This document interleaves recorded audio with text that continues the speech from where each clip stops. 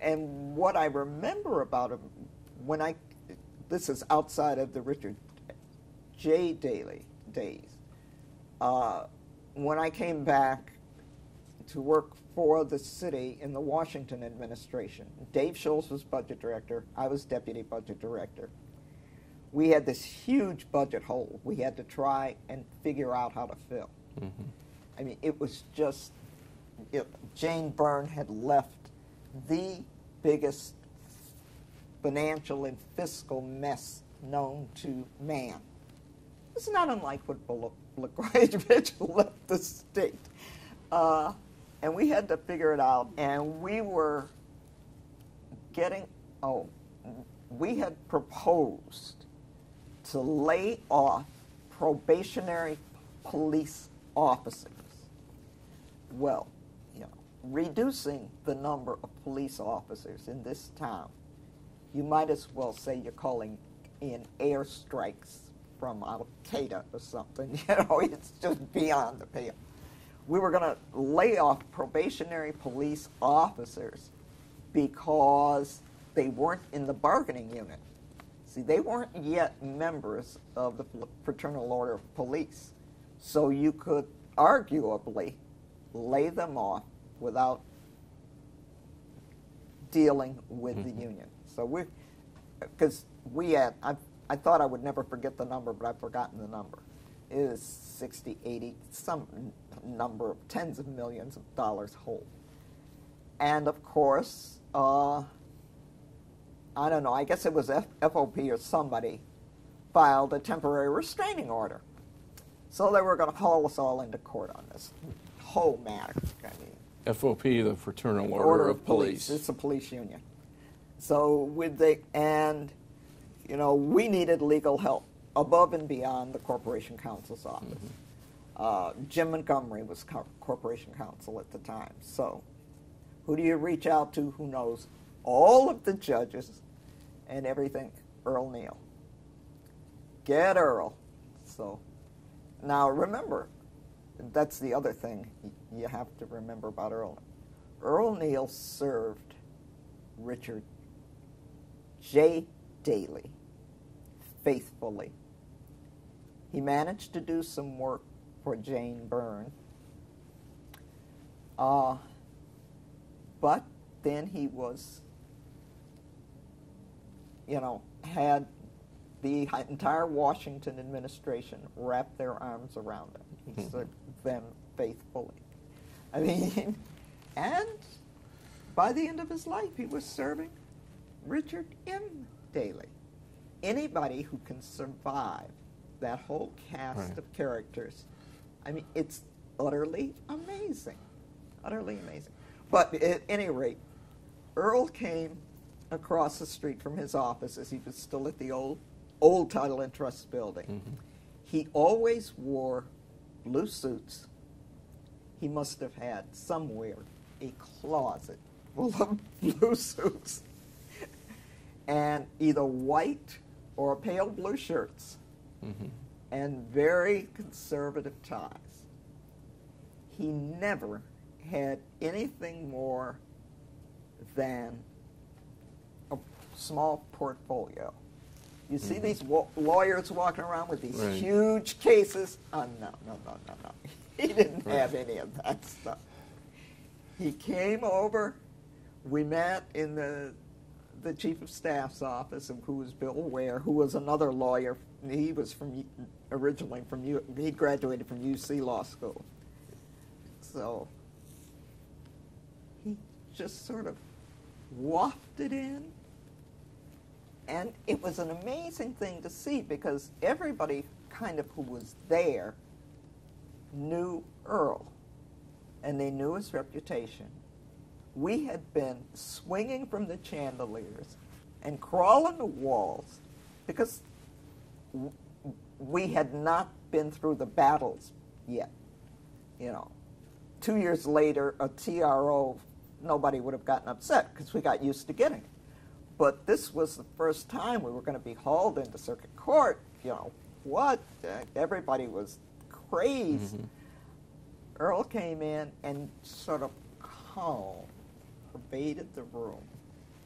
And he went over and, well, you know, it's sort of what are the facts in this matter. And he looked around and he gave out assignments. All right, you budget people, you go and put these numbers together. And Grayson Mitchell was press secretary. The press people, you go and write these press releases, and whoever else you go. Gave everybody a little assignment, or a big assignment. It was one of those things that kept us up to 2 in the morning. Everybody felt utterly calm and was certain we would win the day one way or another. And we all went wherever, and off he went to wherever he went, probably to take some more land from somebody in order for some public purpose or another. He had almost an otherworldly quality, didn't he? Yeah. Special kind of. I had never met anybody before, and I've never met anybody since like that.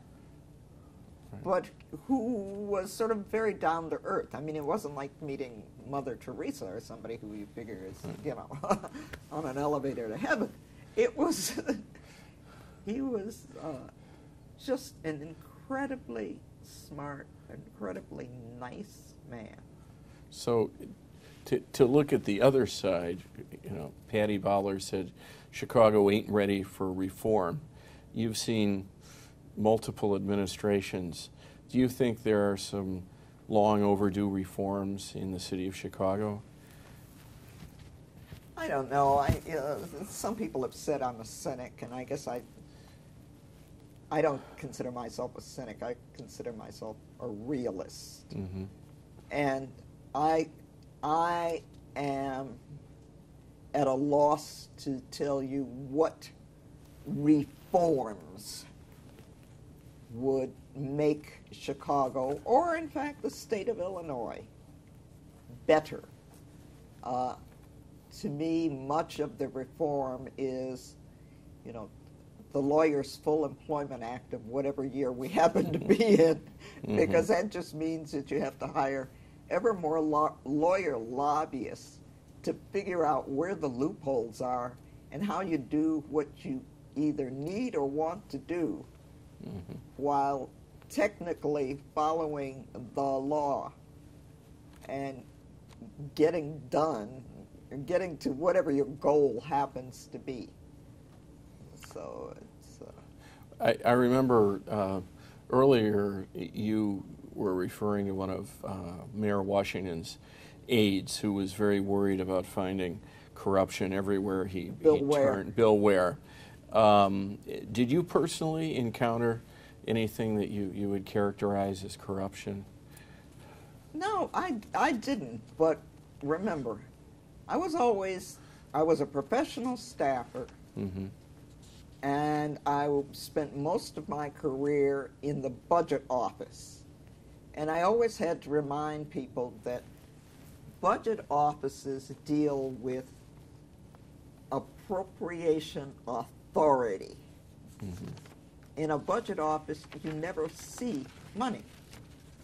You know, you deal with the concept of money, but not the reality of it. The controller's office deals with the reality of money. So, and I wasn't in the, and I was never in an I was in one operating department, consumer services. And I never saw corruption there. Now, I don't doubt that people were paying off my inspectors and God knows my taxi cab people out there in the field. But catching them at it was a whole nother story. Yeah. I was not naive enough to believe that all these people that worked for me were honest as the day is long. I mean, that would just boggle the mind. Right. Do you, you've said so much, when people ask you to tell a good story, a favorite anecdote from your experiences with city government. What do you have any favorite anecdotes? Well, there are the sort of apocryphal stories that I heard. I don't know that, well, one thing I do remember is, and I don't know how, to me it's entertaining. I was in consumer services, looked in a budget book. Now, the budget book was now out. Department heads are we're getting ready to go to budget hearings. This would have been in the Blandick administration. Mm-hmm. They had wiped out an entire department, seemingly overnight. And the department head didn't know the department, and he was gone. He came in, he fought for his budget hearing with the mayor, because it was a whole process, only to be told, well, it's been nice. Do you remember who that was?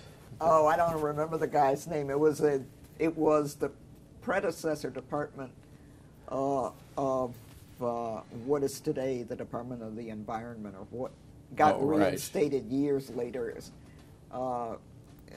It just got wiped out. I think it was called the Department of Unfired Pressure Vessels and something else. It was, but it was just gone. And then I heard the apocryphal story of this is Bob Quinn, the fire commissioner, right, who was a character in his own right. Supposedly, some firefighter did something that Bob Quinn didn't like. And he told him, this is days before you had the local fire union. Told him, look, you so-and-so, you go home and you don't come back until I tell you to. So the guy went home. He went home. But they kept sending him his paychecks. So he stayed home. 3 or 4 years later, somebody was like, where is this guy? And somebody finally went out. He said, well, the commissioner told me to go home, not come back till he told me to. And he never called me to come back. So he just stayed home, took his paychecks and cashed them, and went on his way. Well, we'll have to ask other interviewees if they can confirm that story or pin that down. Great story. Right. I didn't experience it, but it was something you heard from. I heard it enough times from enough different people in fire. And then there was also the story, and I didn't experience this, of some department head again coming to meet with the original Mayor Daley. Yeah, hi Joe Blow, how are you doing? Oh, yeah, I'll be so glad to attend your retirement party. Oh. The retirement party had been scheduled. Oh, goodness. The mayor was letting this guy know he was going to attend. Of course, the man hadn't had a previous plan to retire. Oh, my goodness. Yes. They were things. It was just very different.